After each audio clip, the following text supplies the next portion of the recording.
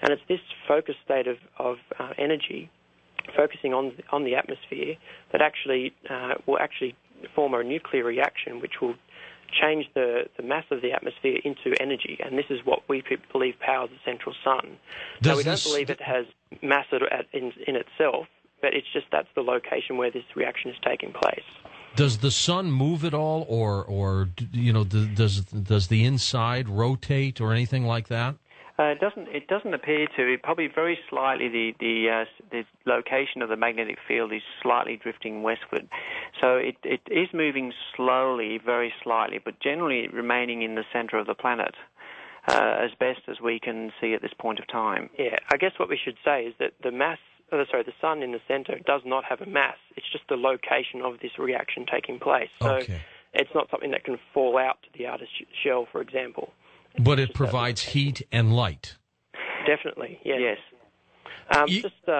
With, for example, Einstein's famous equation, E equals mc squared, we know that when matter is reduced to its energy, an enormous amount of energy is released. And so the process taking place in the center of the planet would quite easily have enough energy and light and heat to light the inside world.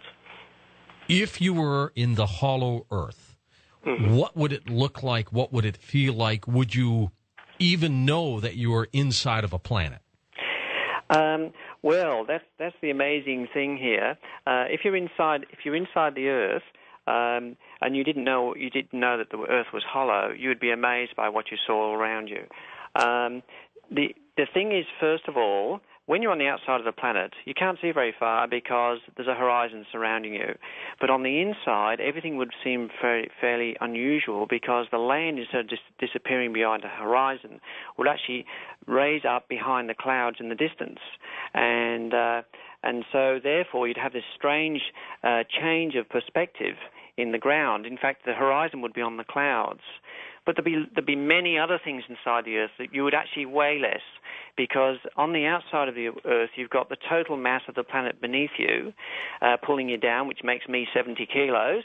But inside the planet, you have only a smaller mass beneath you, pulling you down, and you have a mass that's around you, which actually neutralizes some of your weight. So inside the Earth, you would be a lot lighter inside the Earth. But there'd be a lot of other things in there too, like you would have, how we sort of say, oh, we'll see you tomorrow, or we'll talk to you next week.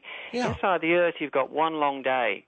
It's just an endless one long day. So today, tomorrow, yesterday don't really mean anything. It's all the same, yeah. Yes, and you've got a constant climate inside the Earth too.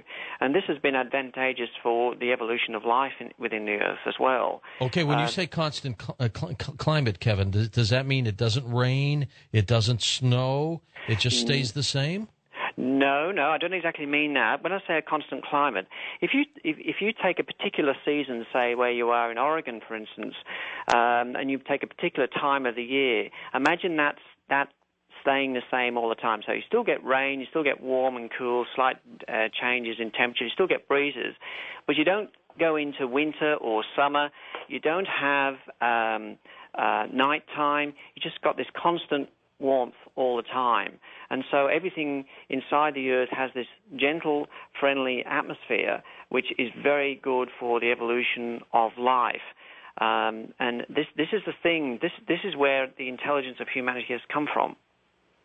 And we're going to get into that, too. Now, here on the surface, we've got a gorgeous benefit of looking into the heavens, looking at the full moon, looking at the stars. When you're in the hollow Earth and you look up, what do you see?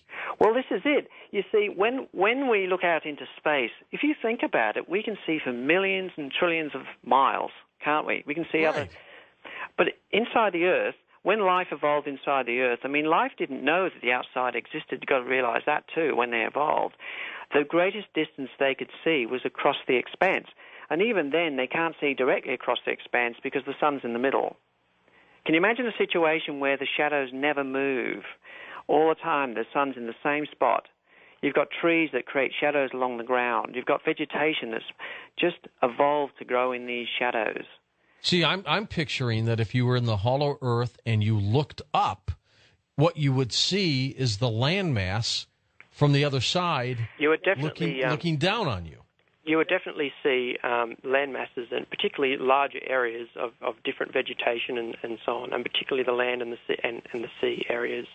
But if you were to imagine looking straight up, you would see the sun, and as you look away from that, the flare of the sun would dissipate, and you'd start to see these shapes of these continents that's suspended up above you. Then if you continue tracing your eye downwards, eventually you'll get to a spot where, as the atmosphere is leaving from where you are and curving up, you're actually looking through a lot more atmosphere, and so everything gets blurred away and you just see the atmosphere. And then if you have low-lying clouds, for example, then you will actually see a horizon on the bottom of the clouds curving up, and then you'll start to see the actual land masses come towards you. Also, George, if I can just cut in there, yeah. Can you imagine standing in Oregon looking west, and you'd be able to see Australia? Right. Right. Yeah, you'll be able to wait. But the thing is, too, from inside the Earth, you really get a feeling of the size of the planet we live on. And this is an amazing thing. You actually see the dimensions. It would be a bit like being in orbit around the Earth. Of course, the difference is you're looking through two different layers of atmosphere, and the atmosphere may be a little bit deeper inside the Earth, too.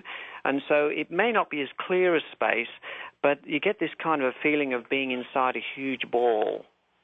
Okay, when the two of you then put together the Land of No Horizon, yes. Where did you go for the research? Where did you go for the data, for the information to come up with this theory that we're talking about tonight, that the Earth is indeed hollow?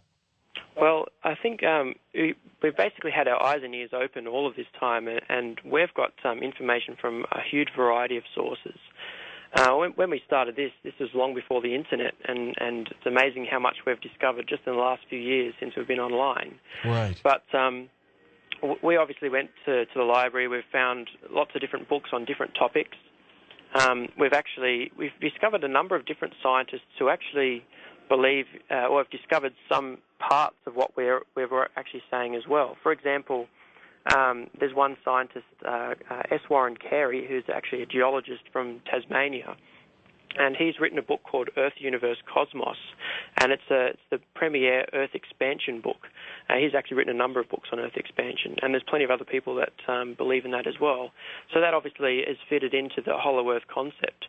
The difference, of course, between what he has discovered and what we've discovered is we provide the hollow Earth as a means for explaining the expansion of the Earth, whereas he doesn't actually have a cause for it. It's left out in the open. And you believe? Go ahead.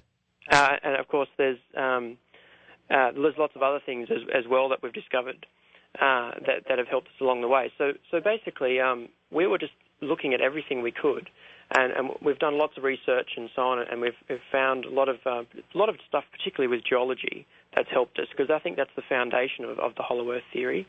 I think all of the information about life and the origins of humanity, it sort of fits on top of that. So we wanted to get the groundwork done first, and that's pretty much what we've done. Is the entrance to the hollow Earth through the North Pole, through the South Pole? No, we don't actually believe that. One of the things there is, in that particular case, we don't actually mention that in our book. We feel, even though these reports, that we couldn't support it with enough evidence to say that there was actually an entrance in the North Pole. As further investigation goes ahead, avenues will be opened and more things may be found out. But in actual fact, we believe there is a way through the shell of the North Pole, but not as currently believed. All right, stay with us, Kevin and Matthew. I want to get more of your views on just what the opening or openings might look like, where they might be. And then eventually tonight we're going to talk about whether there's inhabitants in the hollow Earth, animals. I think you'll be very, very shocked what we're about to find out. All right, we're talking with Kevin and Matthew Taylor, their book, The Land of No Horizon, their theory of the hollow Earth, and we're going to really get into at the top of the hour just who or what may be living there. Kevin or Matthew, which one of you wants to take this? We were talking about the entrances. Obviously, there's got to be some. Are they sprinkled all over the planet? Maybe they're not as big as I thought they would be if they were coming in off the poles, for example. George, this is a really interesting part of the whole theory. The holes through the planetary wall or the planetary shell. We usually call it the planetary wall, but planetary shell are related to the Great Flood.